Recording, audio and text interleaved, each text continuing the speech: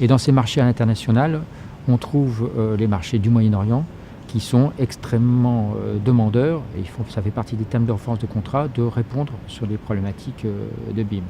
C'est pareil sur les marchés qui sont porteurs, sur lesquels on s'adresse aussi bien au Brésil, qui est un deuxième pôle de développement, malgré la situation, que les marchés à l'Extrême-Orient, dans tous les pays, Chine, Inde, etc., etc.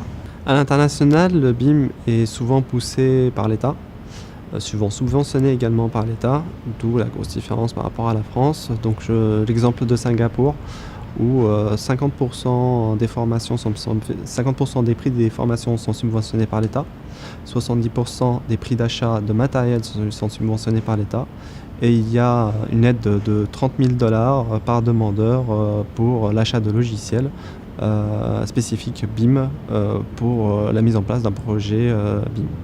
Aujourd'hui, paradoxalement, l'Europe est le centre de développement du BIM.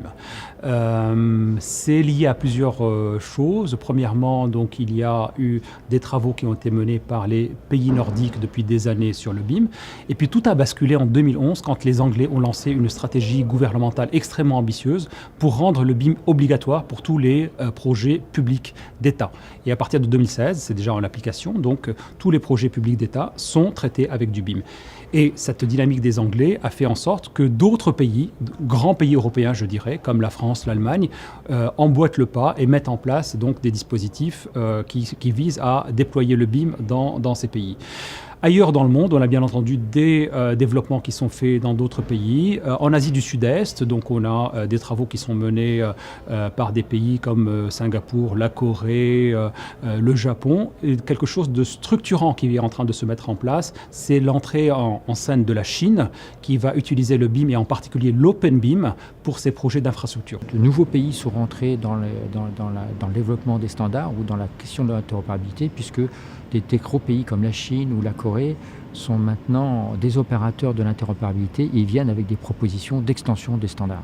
Aussi bien dans le domaine de l'IFC pur, c'est-à-dire du Building Smart, que dans tout le domaine de l'information géographique. Le BIM, avec Building Smart, l'évolution est très forte depuis quelques années, puisque le BIM portait le nom de bâtiment dans son expression, et qu'on est passé en 3 ans à la notion de construction globale, c'est-à-dire que dans Building Smart, la majorité des projets qui sont en développement, plus de 80%, portent sur le domaine construit dans son ensemble, bâtiments inclus dans les infrastructures, qu'elles soient urbaines, ferroviaires ou routières.